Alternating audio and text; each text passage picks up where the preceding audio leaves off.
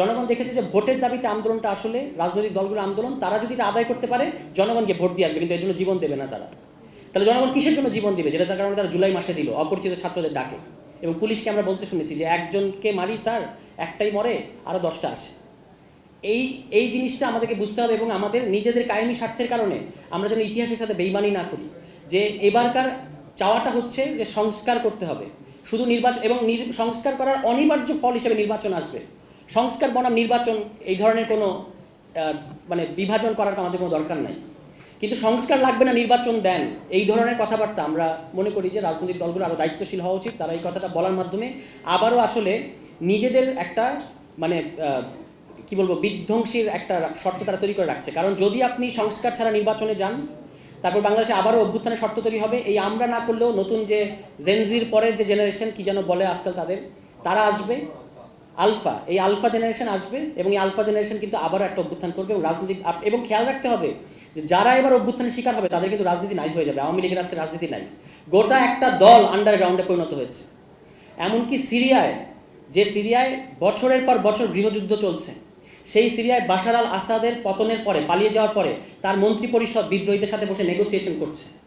আর বাংলাদেশে আওয়ামী লীগ জনগণের উপরে এমনই অত্যাচার করেছে, আজকে গোটা একটা দল আন্ডারগ্রাউন্ড দলে পরিণত হয়েছে, প্রায় সন্ত্রাসী একটা দলে পরিণত হয়েছে। তারা প্রতিনিয়ত ষড়যন্ত্র করছে, তারা বাংলাদেশের মানুষকে হুমকি দিচ্ছে। তাহলে বুঝতে হবে যে আমাদের মানে আত্মত্যাগের মাত্রাটা কত তীব্র এবং গণ অভ্যুত্থানটা কত তীব্র ছিল। তাহলে আমাদের আকাঙ্ক্ষাটা কত তীব্র, আমাদের চেঞ্জটা কত দ্রুত করতে হবে। এবং সেই কারণেই আমরা এখন সংস্কার কমিশনগুলোর রিপোর্ট আসছে, আমরা রিপোর্টগুলো দেখতে পাচ্ছি। রিপোর্টগুলো অনেকগুলো ব্যাপারে আমাদের অনেক অবজারভেশন আছে, সেটা আমরা জানাবো আনুষ্ঠানিকভাবে। কিন্তু সংস্কার করে তারপর নির্বাচনে যেতে হবে, একটা গণতান্ত্রিক ব্যবস্থার অধীনে নির্বাচন হতে হবে। কারণ আদারওয়াইজ আপনি এই নির্বাচনটাকে একটা ফ্যাসিবাদী ব্যবস্থার অধীনে যদি নির্বাচন করেন, তাহলে কিন্তু আবারও এটা একটা নির্বাচনী স্বৈরতন্ত্র হবে, আর কিছু হবে না। এবং ওই যে নূর হোসেনের কথা যে স্বৈরাচার নিপাত যায়, স্বৈরাচার কিন্তু বাংলাদেশে নিপাত যায়, কিন্তু স্বৈরতন্ত্র থেকে যায়। এই স্বৈরতন্ত্র, এই ফ্যাসিবাদী ব্যবস্থা যেন আর না থাকে বাংলাদেশে, যেন আমরা একটা ন্যূনতম পৃথিবীর বহু দেশের স্ট্যান্ডার্ডে একটা গণতান্ত্রিক রাষ্ট্র যেন আমরা করতে পারি, প্রতিষ্ঠানগুলো যেন স্বাধীনভাবে কাজ করে, সেরকম একটা রাষ্ট্র বাংলাদেশের ছাত্র জনতা চায়। এবং এটা তাদের এত আত্মত্যাগের পরে, এটা যদি রাজনৈতিক দলগুলো তাদের ক্ষমতায় যাওয়ার হিসাবের কারণে যদি তারা এটা করতে না দেয় বা এর ক্ষেত্রে বাধা হিসেবে দাঁড়ায়, তাহলে তারা কিন্তু ইতিহাসে ভিলেন হিসেবে থেকে যাবে। এখন এই কারণে আমি মনে করি যে আমি রাজনৈতিক দলসহ সিভিল সোসাইটির কাছে প্রশ্ন করতে চাই যে বাংলাদেশের ছাত্র জনতাকে আমরা দেখতে পাচ্ছি এখন ছাত্ররা অনেকেরই অপ্রিয় হয়ে গেছে। কেন? কারণ ছাত্ররা একটা পরিবর্তন চাচ্ছে।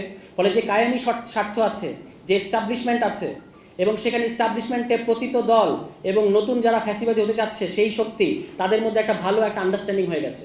ফলে এস্টাবলিশমেন্ট, অন্যান্য রাজনৈতিক দল, পতিত আওয়ামী লীগ সহ বাইরের দিল্লি, এই বিশদ শক্তিগুলো আজকে ছাত্রদের বিরুদ্ধে দাঁড়ানোর চেষ্টা করছে।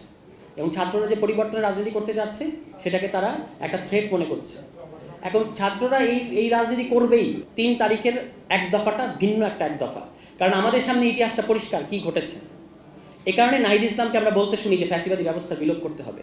আর দ্বিতীয়ত হচ্ছে অভ্যুত্থান যারা করেছে ইতিমধ্যেই, যারা বিজয়ী, তারা আবার একটা রাজনীতি নিয়ে ফ্যাসিবাদী ব্যবস্থার বিলোপ, এই ধরনের একটা রাজনীতি নিয়ে আর কখনো বাংলাদেশে হাজির হয় নাই অভ্যুত্থানের পরে। সুতরাং এই গ্রামারটা, এই ব্যাকরণটা এক্সিস্টিং যে পুরনো বন্দোবস্তের যারা অংশীদার তারা বুঝতে পারছে না। তারা মানে ছাত্রদের একটা মানে সহ্য করছে আর কি কোনো রকমে। সুযোগ পেলেই আপনারা পুলিশকে দেখতে পাচ্ছেন, পুলিশ সুযোগ পেলেই কি করতেছে, ছাত্রদের উপর চড়াও হচ্ছে। এবং আবারও যখন সুযোগ পাবে, শুধু পোশাক বদলালে হবে না পুলিশের, এটা এত সহজ ব্যাপার না যে আমাদেরকে আপনি টোটকা দিবেন এবং আমরা এটাতে খুশি হয়ে যাব। পুলিশের যে ঔপনিবেশিক আইন দ্বারা পুলিশ পরিচালিত হয়, সেই আইনের সংস্কার করতে হবে, এটা ছাত্র জনতার দাবি। এই জিনিসগুলো করতে পারলে আমাদেরকে পুলিশ আমাদের যে পুলিশ এখানে যদি কেউ থেকে থাকেন সাদা পোশাকে, পুলিশ আপনারা কিন্তু ভুল করেছেন গত 15 বছর, আর ভুল করেন না। এখন তারা মনে করছে আরেকটা রাজনৈতিক দলের শেল্টার নিলে তারা নিরাপদ থাকবে। বিভিন্ন জায়গায় যারা সেই সমস্ত রাজনৈতিক দলের কথায় যে সমস্ত পুলিশ অফিসাররা কাজ করছে না, তাদেরকে বদলি করা হচ্ছে, এসব খবর আমরা পাচ্ছি। আবার বদলি করে ওই দলের প্রতি অনুগত এই ধরনের পুলিশদেরকে দেওয়া হচ্ছে।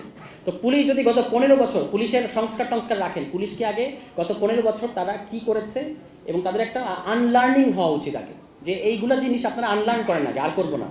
আওয়ামী লীগকে আশ্রয় করে আপনারা বাঁচতে পারেন না, আর অন্যান্য দলকে আপনারা আশ্রয় করে বাঁচতে পারবেনই না, এটা পুলিশে বোঝা উচিত। তো যাই হোক, এই ফ্যাসিবাদী ব্যবস্থার বিলোপ এবং গণতান্ত্রিক রাষ্ট্র প্রণয়নের যে রাজনীতি, এটাই হচ্ছে আবু সাঈদের মধ্য দিয়ে, আবু সাঈদের যে আত্মদান, এর মধ্য দিয়ে আমরা মনে করি যে আর কোনো আবু সাঈদ আমরা চাই না বাংলাদেশে। মানে আমাদের এটা খুব ভালো লাগে না যে আমরা এরকম নাম ধরে নামের রাজনীতি করব। আসাদ হয়েছে, এরপরে নূর হোসেন হয়েছে, এখন আবু সাইদ হয়েছে। সুতরাং এরকম নাম আরও আসতে থাকবে, আমরা এটা চাই না। এই কারণেই ফ্যাসিবাদী ব্যবস্থার বিলোপ হতে হবে এবং রাষ্ট্র সংস্কার হতে হবে। এটাই হচ্ছে এই 24শে অভ্যুত্থানের একটা কমিটমেন্ট।